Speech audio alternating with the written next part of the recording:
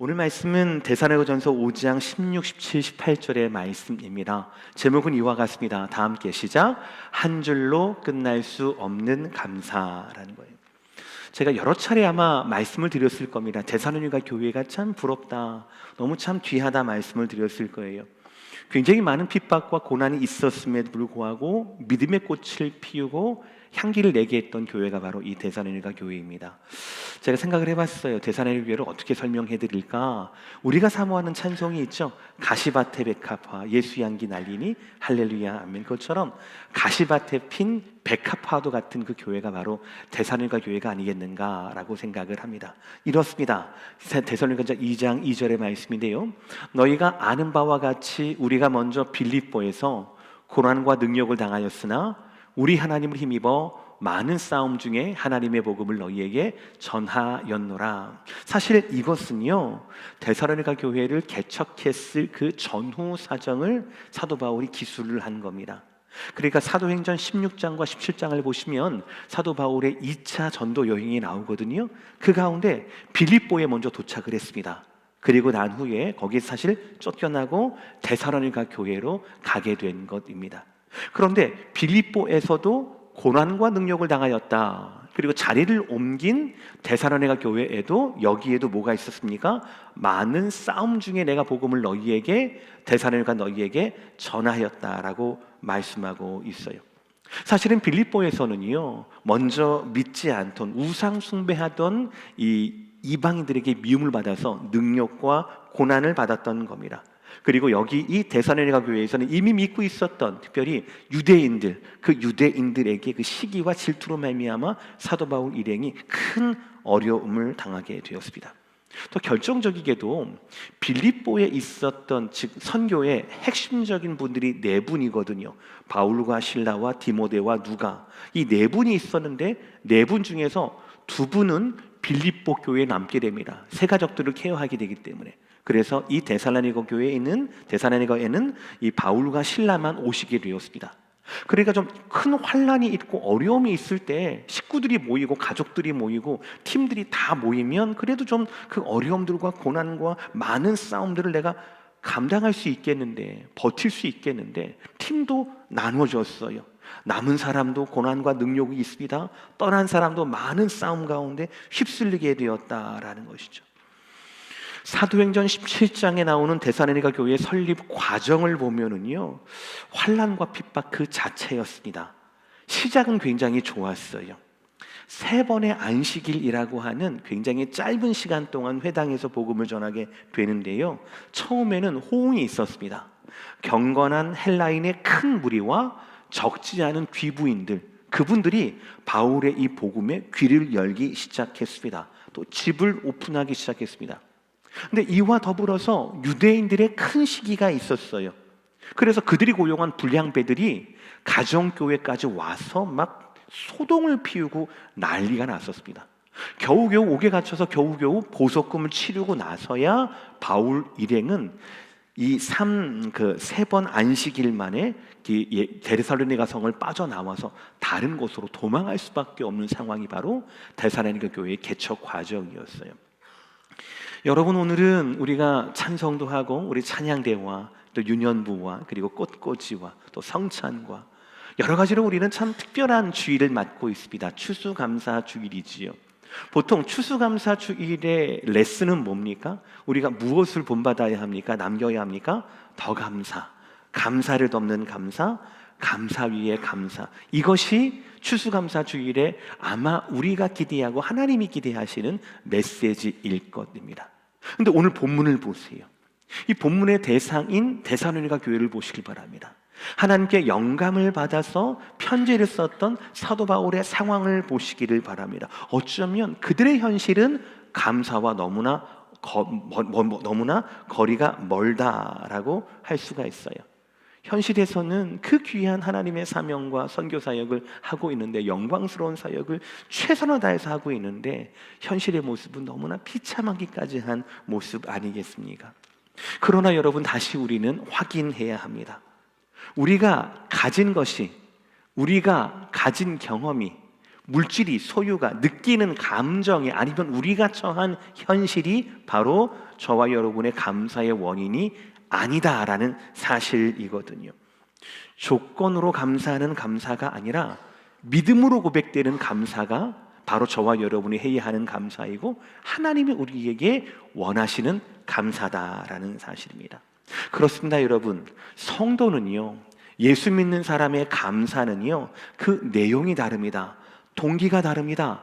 차원도 다를 수밖에 없습니다. 우리는 오늘 이 말씀을 통하여서 그 진리를 확인할 수 있을 것이고요, 진리를 확인하고 난 다음에 2023년 우리의 감사는 결코 한 줄로 끝날 수 없는, 한 줄밖에 표현될 수 없는 감사가 아니라 더 풍성한 감사라고 하는, 우리의 가슴에서 물러나오는 생수의 강처럼 감사의 제목이 흘러나오는 감사라고 하는 것을 다시 한번 누리고 깨닫는 이 시간 되시기를 주의 이름으로 축복합니다. 첫 번째 말씀이에요. 16절 말씀이거든요. 다 함께 따라합시다. 시작. 아멘. 제가 이 데살로니가 교회를 가시밭에 핀 백합화 같은 교회라고 말씀드렸습니다. 그 이유가 1장에 나와 있어요. 2절 3절 말씀이에요. 우리가 너희 모두로 말미암아 항상 하나님께 감사하며 기도할 때에 너희를 기억함은 너희의 믿음의 역사와 사랑의 수고와 우리 주 예수 그리스도에 대한 소망의 인내를 우리 하나님 아버지 앞에서 끊임없이 기억함이니라고 되어 있습니다. 여러분, 제가 설교 서두에 이 빌립보에서 무슨 일이 일어났고 쫓겨나서 데살로니가 교회에서 무슨 일이 일어났고를 제가 말씀을 드렸잖아요. 그리고 난 다음에 처음으로 사도 바울이 성령의 감동으로 말미암아 보낸 데살로니가 교인들을 향해 보낸 첫 번째 편지가 바로 이 데살로니가 전서거든요. 자, 그런 일들이, 여러 가지 일들이 있었어요.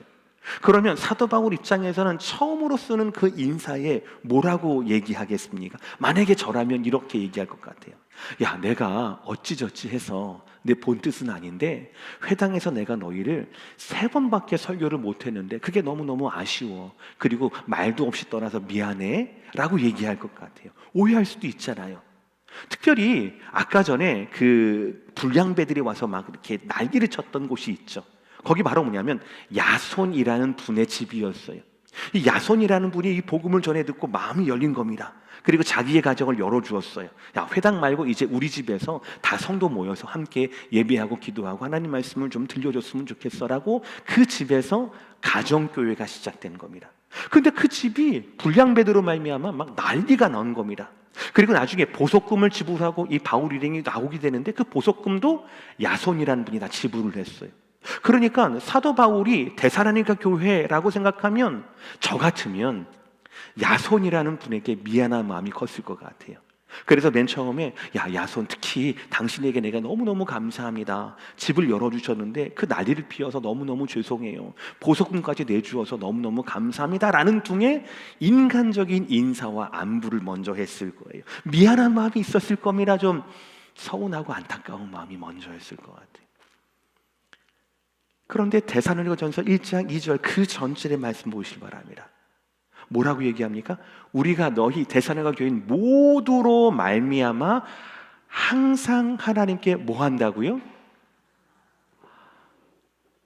미안해야 하는데, 뭔가 오해를 좀 풀어줘야 하는데, 내 아쉬움을 좀 표현해야 하는데, 그것이 아니라 하나님 앞에 내가 너희 생각할 때마다 항상 감사해 라는 말씀인 겁니다.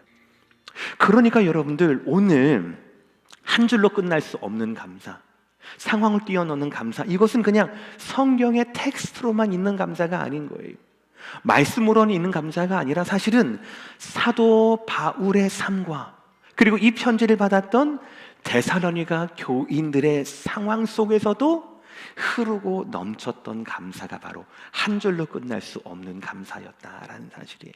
그러니까 오늘 말씀을 통하여서 우리가 이것을 뒤쫓다 보면 같은 복음을 가진 누리고 있는 우리에게도 하나님이 한 줄로 끝날 수 없는 상황을 뛰어넘는 감사의 마음을 선물로 주시겠구나라고 하는 거룩한 소원이 생길 줄 저는 믿습니다.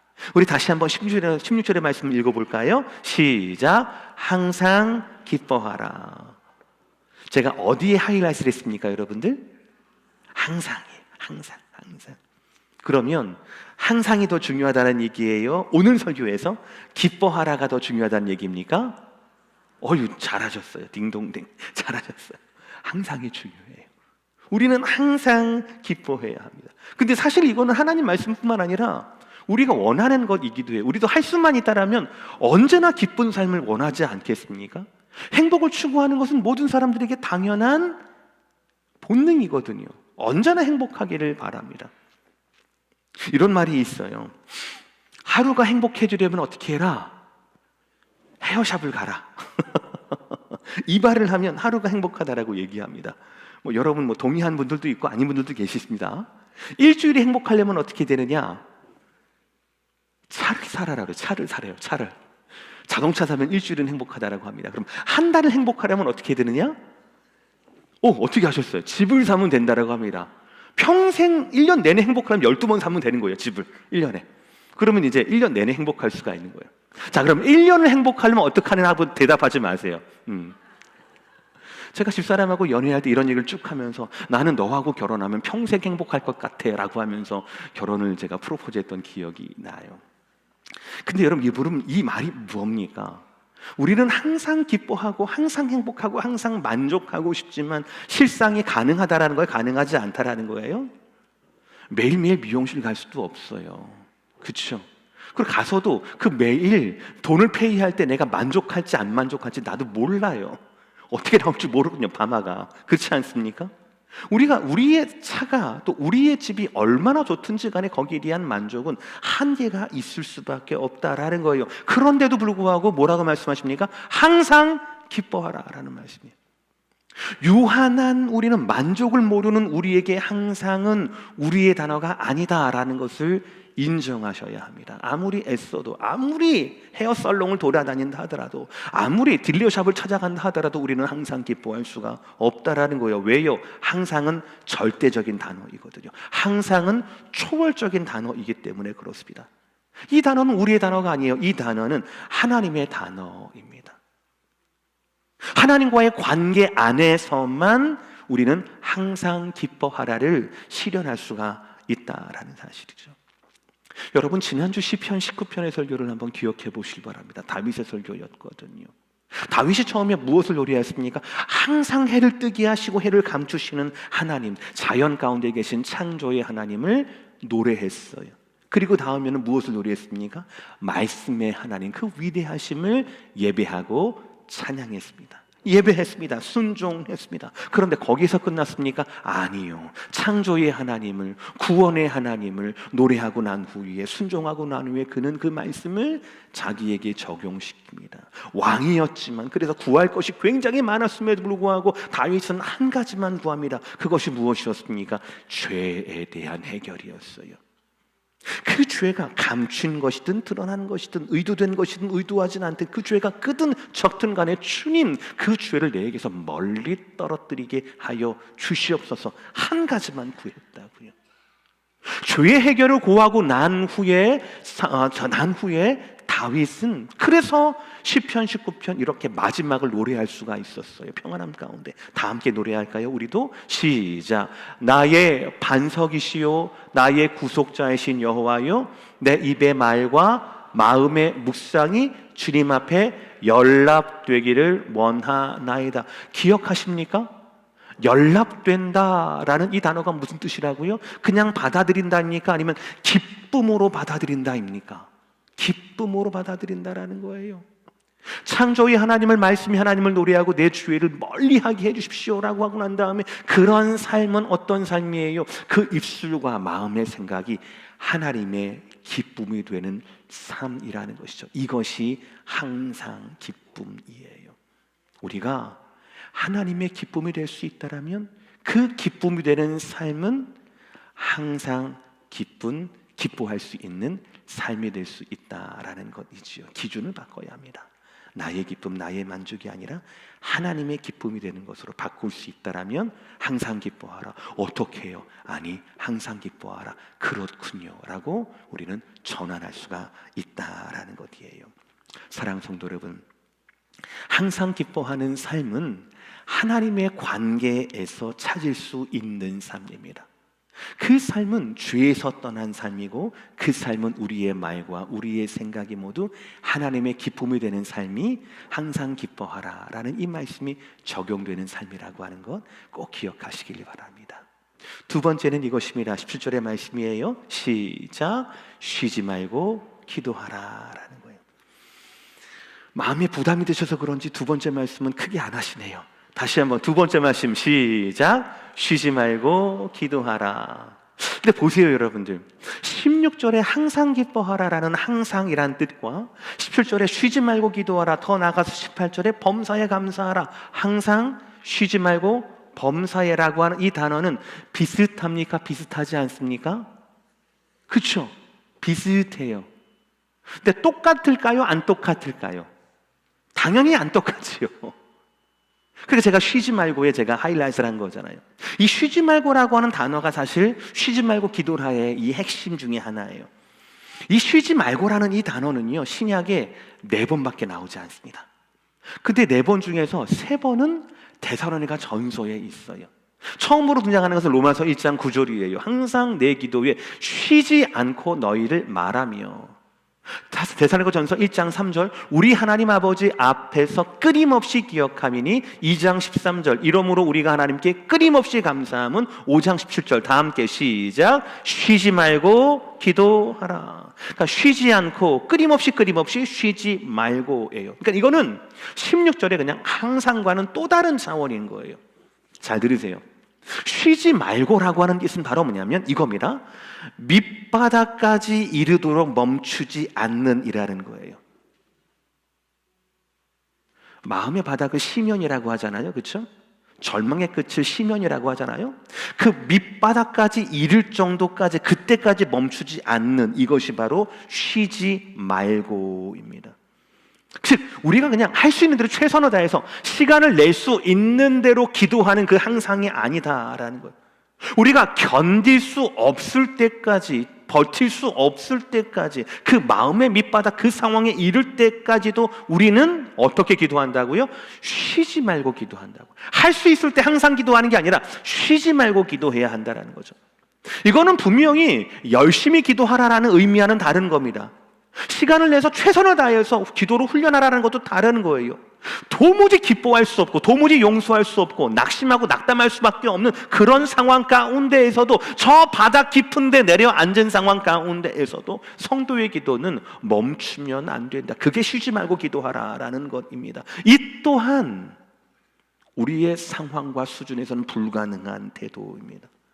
그러나 우리를 지으신 하나님께서 우리에게 그렇게 기도하라고 명령하셨다라는 거예요. 여러분은 기도를 무엇이라 배웠습니까? 기도는 영적인 호흡이라고 배우셨을 겁니다. 거기서 영적인 때고 호흡만 생각을 해보세요.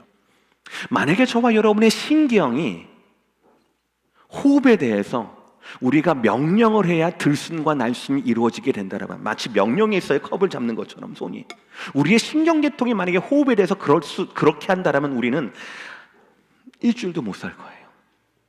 우리의 의식이 없을 때 호흡이 만약에 망가졌다, 호흡을 할 수가 없다 라고 한다면 우리는, 우리의 생명은 일주일도 안 갈 겁니다. 잠들면 안 되거든요. 정신을 놓으면 안 되지 않습니까?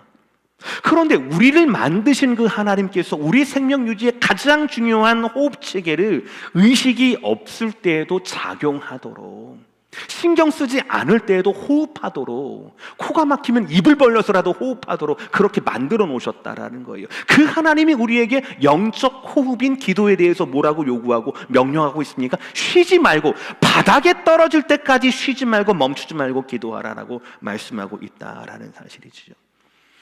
헬라어로 기도하다라는 말이 굉장히 다양한데 그 중에 큰 2가지를 제가 말씀드리겠습니다. 첫 번째 기도는 바로 뭐냐면 간구를 뜻하는 asking 입니다. 뭘 구하는 거죠. 내 필요에 따라 뭘 구하는 것, 이런 기도라는 단어가 있어요. 데오마이라고 하는 헬라어 단어입니다. 그런데 오늘 나오고 하나님이 쉬지 말고 기도하라, 쉬지 말고 기도하라, 이 기도하라는 단어는 그 데오마이가 아니에요. 그것이 아니라 하나님의 뜻에 초점을 맞추는 기도, 하나님의 뜻을 구하기 위한 기도, 내 뜻과 내 필요가 아니라 하나님의 필요에 의해 반응하는 기도가 바로 오늘 말씀하는 쉬지 말고 기도하라라는 거예요. 예를 하나 드릴게요. 산상수훈 중에서 예수님께서 이렇게 말씀하셨어요. 우리가 할 수 없는 것을 말씀을 하셨어요. 5장 44절 마태복음 다 함께 시작. 나는 너희에게 이르노니 너희 원수를 사랑하며 너희를 박해하는 자를 위하여. 원수는 물리쳐야 돼요. 박해하는 사람은 방해를 해야 합니다. 반항을 해야 되는 거예요. 그러나 뭐라고 합니까? 나를 박해하는 자를 위하여 어떻게 하라고요? 기도하라 하라. 저 기도하라가 하나님의 뜻에, 엑스킬이 아니라 하나님 뜻에 맞추는 기도라는 것이죠. 그러니까 쉬지 말고 기도하라는 이 말씀은 쉬지 말고도 마찬가지고 기도하라도 마찬가지고, 이것은 우리의 능력이나 의지나 혹은 억지로 할 수 있는 기도가 아니라는 것. 이 또한 하나님의 관계 안에 들어가지 않으면, 내가 하나님께 용서받은 그 복음이 아니라면 원수를 사랑할 수 없듯이, 십자가를 내가 묵상하지 않으면 나를 핍박하는 자를 위해 기도할 수가 없듯이, 내가 그 복음 안에 들어가지 않으면 이루어지지 않는 호흡 같은 기도가 쉬지 말고 기도하라라는 말씀이라는 것이에요. 마치 사랑하는 여인과 대화하듯이 깊어지는 기도, 사건으로 이어지는 기도가 아니라 관계로 채워지는 기도가 바로 쉬지 말고 기도하라라는 이 기도라는 것이에요. 지난주에 광고하고 기도를 부탁드린 대로 지난 월요일부터 수요일까지 저는 개인 묵상의 시간을 가졌어요. 몇 가지 묵상의 기도의 제목이 있었고 목회적으로 결정하고 해야 할 상황들이 있었습니다. 그리고 말씀드리는 101가지 기도의 제목을 좀 쓸 생각을 가지고 있었어요. 너무나 말씀과 묵상을 통하여 기도의 제목을 작성을 통하여 받은 은혜가 제가 참 많습니다. 재미있는 것은요, 제가 101가지 기도 제목을 말하는데 그 중에는 처음에는 제가 그동안 바랬던 것, 원했던 것, 하나님 이건 꼭 들어주세요라고 했던 것, 물론 그것들 중에서도 있었어요. 그런데 그것 말고 훨씬 더 많았던 감사 제목은 보니까 하나님과의 관계 속에서 오는 감사의 제목이었어요. 사건이 아니라 관계 속에서 오는 감사의 제목이었어요. 제가 연약해도, 제가 부족해도 변함없으신 하나님, 제가 돌보지 못했지만 여전히 저와 제 가족을 케어하시는 하나님, 제 능력이 부족해도 은혜로 그 모든 것들을 채우셨던 그 하나님을 저는 발견하게 되었습니다. 그 지난 3일 동안에 하루 종일 저는 하나님을 품고 묵상하는 너무나 귀한 시간을 가질 수 있었어요. 이런 표현이 좀 어쩔 줄 모르겠지만 제 세포 속속마다 하나님으로 채워지는 그런 감동을 제가 누릴 수가 있었거든요. 사랑하는 성도 여러분, 여러분 모두에게도 축복합니다. 먼저 항상 기뻐하십시오. 우리의 단어가 아닙니다.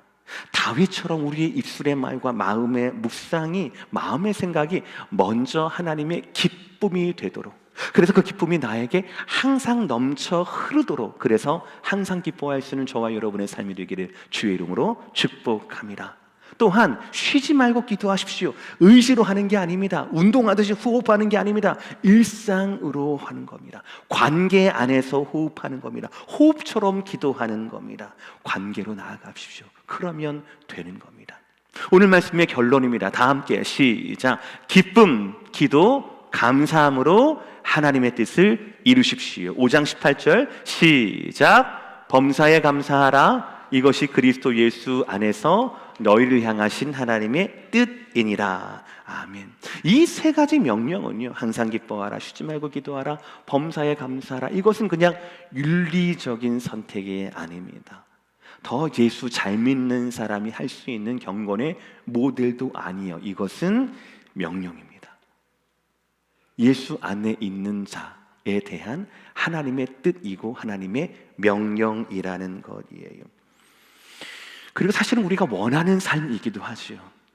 여러분들이 목회자에게 가장 많이 중보기도 요청하는 것이 뭡니까? 그리고 여러분이 신앙적으로 가장 많이 궁금해하시는 것이 뭐예요? 뭐예요? 하나님 뜻이 뭔지 모르겠어요 라는 거 아니에요. 맞잖아요. 제가 20대 때 26살 때 교육전도사가 됐거든요. 근데 26살 교육전도사에게 막 60, 70, 80 된 분들이 막 찾아와서 물어보세요. 전도사님, 하나님 뜻이 뭔지를 위해서 기도해 주세요. 제가 어떻게 알아요? 근데 나중에 알고 보니까 성경에 나오더라고요. 이게 오늘 말씀이에요. 항상 기뻐하라, 쉬지 말고 기도하라, 범사에 감사하라. 이것은 뭐라고요? 그리스도 예수 안에서 너희를 향하신 뭐라고요? 여러분도 다 아시잖아요. 하나님이 원하시고 우리가 바라는 것입니다. 근데 그것이 왜 우리한테 아직 먼 건가요? 우리가 깨닫지 못해서 그렇습니다. 기쁨과 기도와 감사를 가로막는 가장 큰 장애물이, 방해물이 세상이 아니라 나라는 거예요, 사실은. 만약에 이것을 가로막는 방해물이, 장애물이 세상이었다라면 바울은 너희를 생각할 때마다, 기억할 때마다 항상 감사하면 못해요. 내가 얼마나 미안한 줄 알아? 괜찮니? 이랬을 겁니다. 근데 감사하잖아요. 감사할 것이 없는 상황 가운데도 감사하잖아요. 가는 곳마다 환난과 큰 싸움에 휘말리는 벌고 감사하지 않습니까? 감사에 대한 장애물은 바로 스스로라는 겁니다. 우리는 세상에 살면서 사람에 대해 실망합니다. 종종 하나님에 대해서는 원망합니다. 왜 그렇습니까? 악해서요? 하나님 변해서요? 아니요. 세상을 향한 사람에 대한, 하나님에 대한 내 생각과 내 기준을 버리지 못해서 그래요. 내 생각을 버리지 못해서 그런 겁니다. 내 생각과 기준에서 벗어난 사람을 우리는 용서하지 않습니다. 그 사람을 그렇게 놔두신 하나님 우리는 환영하지 않습니다. 그래서 우리의 생각대로 응답하지 않는 하나님, 우리의 생각대로 원하는 대로 움직이지 않는 하나님에 대해서 우리는 그 하나님을 원망하고 시험까지 들어요. 그러나 진실은 그 반대입니다. 어떤 일도 하나님의 계획 없이 이루어지는 일은 없거든요. 만약에 내가 내 생각과 내 바람과 내 기준이라는 나만의 기준을 무너뜨리고 하나님을 볼 수 있다라면 내 삶은 하나님의 완전하시고 하나님의 거룩하시고 온전하신 그 뜻을 이루어지는 과정으로 사용될 수가 있다라는 거예요. 그 과정 가운데 내 삶은 기쁨으로, 기도와 감사로 채워질 수도 있다라는 것이죠. 이사야 선지자는 하나님의 말씀을 이렇게 대언했습니다. 46장 11절 말씀, 내가 말하였으니 반드시 이룰 것이요 계획하였은즉 반드시 시행하리라. 믿으시면 아멘. 말씀하시면 반드시 이루신다라는 것이고 계획하시면 반드시 시행하신다라는 것이에요. 심판도 그렇고 구원은 더더욱 그렇습니다. 그 결과가 예수 그리스도 복음으로 말미암아 예배드리는 저와 여러분의 오늘의 예배가 아니겠습니까? 심판도 그렇고 구원도 더 그래요. 모든 것이 하나님의 계획 아래에 있으며 말씀대로, 계획대로의 그 하나님의 플랜은 반드시 실행된다라는 것이죠. 중요한 약점이 있어요. 우리가 이것을 이해할 때도 있고 이해할 수 없을 때도 있다라는 겁니다. 이해하면 할렐루야 찬양이 나오고 기쁨이 나오고 감사가 회복이 되는 삶이 되는 건데, 이해할 수 없으면 사람에 대해서 실망하고 하나님에 대해서 원망한다니까요. 근데 사실은요, 솔직히 말씀드리면 하나님의 섭리를 이해하든 이해하지 않든 상관없습니다. 우리가 이해하든 이해하지 않든 그 하나님의 섭리와 그 뜻이 우리에게 무의미하지 않고 그 뜻이 우리에게 복된 이유는 바로 뭐냐면, 우리가 하나님과 관계를 맺고 하나님께 속해 있는 한 하나님이 행하시는 모든 일들은 우리 가운데 선이 되기 때문에 그렇다라는 거예요. 우리 가운데 유익이 되기 때문에 그렇다라는 겁니다. 다 함께 한 목소리 로마서 8장 28절 이 약속의 말씀을 믿음으로 고백합시다. 시작. 우리가 알거니와 하나님을 사랑하는 자 곧 그의 뜻대로 부르심을 입은 자들에게는, 그냥 모든 사람이 아니에요. 하나님과 관계를 맺고 있고 그 안에 있는 자들, 그 부르심을 듣고 있는 자들에게는 모든 것이, 우리가 이해할 수 있는 것도 이해할 수 없는 것도, 상상 안에 있는 것도 상상 밖에 있는 것도, 예상할 수 있는 것도 예상할 수 없는 것도, 심지어 고난과 핍박과 수많은 싸움 가운데서도, 내쫓김 가운데에서도 모든 것이 합력하여 나의 선이 아니라 하나님의 선을 이루신다라는 말씀이 우리를 향한 하나님 말씀이거든요. 그러므로 사랑하는 성도 여러분, 진실로 여러분 모두에게 권면합니다. 여러분의 삶으로 하나님의 뜻을 이루시기를 주의 이름으로 축복합니다. 여러분의 기준을 버리셔야 합니다. 여러분의 능력을 의지하려고 하는 그 습관을 버리셔야 합니다. 우리의 단어가 아닙니다. 항상 쉬지 말고 범사에, 우리의 단어가 아닙니다. 기뻐하라, 기도하라, 감사하라, 우리의 단어가 아닙니다. 우리의 뜻이 아니에요. 하나님의 뜻이고 하나님의 단어입니다. 우리의 수준으로는 안 되잖아요.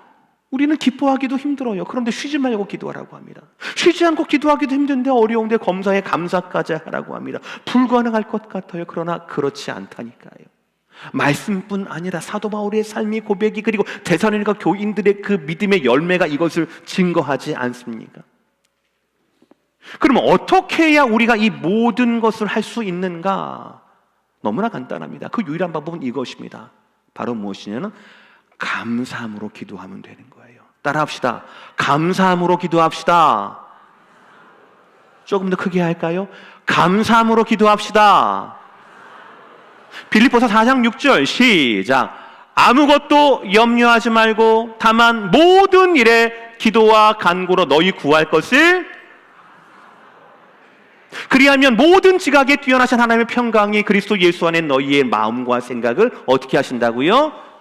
지키시거든요. 지키시거든요. 경험한 분들은 아실 거예요. 아시는 분들만 제가 얘기하는 거에 아멘 하셔야 합니다. 모르면서 아멘 하면 안 돼요.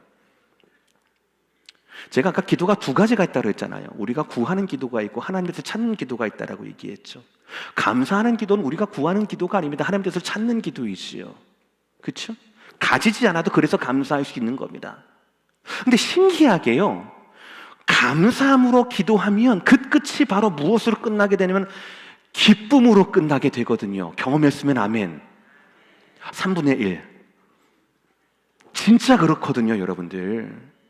간구하는 기도만 하다가 막 안 채워지면은 마음속에 원망이 막 실망이 막 이런 게 꿈틀꿈틀하거든요. 나는 기도했는데 못 오는데 기도하지 않은 제가 얻었으면 마음이 불편하거든요.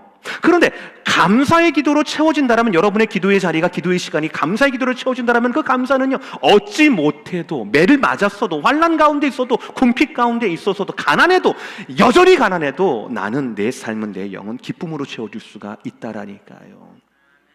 그것이 바로 오늘 말씀의 결론입니다. 감사로 기도할 줄 알아야 해요.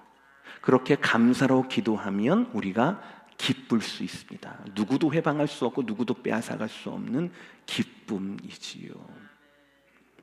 사랑하는 성도 여러분, 오늘은 추수감사 주일입니다. 우리를 구원하신 그 하나님을 생각한다라면, 우리의 구원을 위해서 그 아들을 우리에게 주신 하나님의 은혜를 생각한다라면 어찌 우리의 감사가 한 줄로, 한 문장으로 끝날 수 있겠습니까? 어찌 우리의 감사가 우리의 경험한 것, 우리가 가진 것, 우리가 느낀 것으로만 끝날 수가 있겠습니까? 사랑하는 성도 여러분, 우리의 것으로 감사하는 것이 아니라 하나님의 것으로 감사할 줄 아는 감사의 확장이 여러분 모두에게 이루어지기를 주의 이름으로 축복합니다. 더욱 감사한 것은 오늘 말씀 가운데도 우리에게 깨우침을 주셨지만 또 오늘 성찬을 통하여서 은혜의 방편을 마련하신 하나님을 찬양합니다.